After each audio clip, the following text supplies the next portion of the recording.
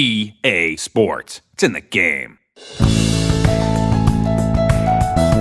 When we sat down and we started thinking about the design for this year's game, one of the things that we thought was missing from that game was the whole experience of an interaction between a golf pro and his caddy. We've been studying this for a significant amount of time, and we wanted to make sure that we delivered something where once you played with a caddy, you'd never ever want to play without one. If you've played a number of the previous Tiger Woods PGA Tour games, when you got to this year's game, you would say to yourself, this is very much a different experience.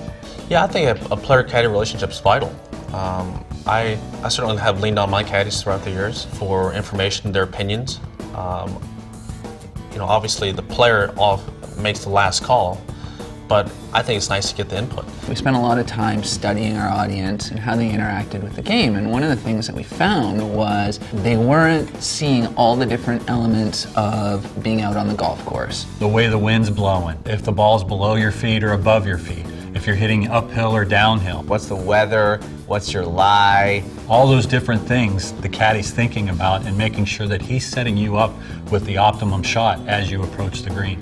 What the caddy does, he actually simulates the shot starting at the green all the way back to the tee. So when the caddy sets up your drive, for example, what he's really looking at is where that drive's going to land and how it sets up your second shot or your approach to the green. So as you're playing the game, the caddy gains experience based on how many times you visit a course, how good you're playing the course, the level of your golfer, based on our course mastery.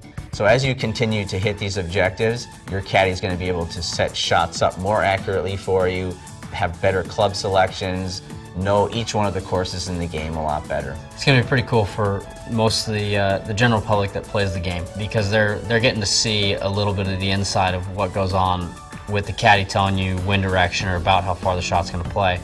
It's going to let the general public realize that there's a lot more that goes into just stepping up and swinging at it as hard as you can.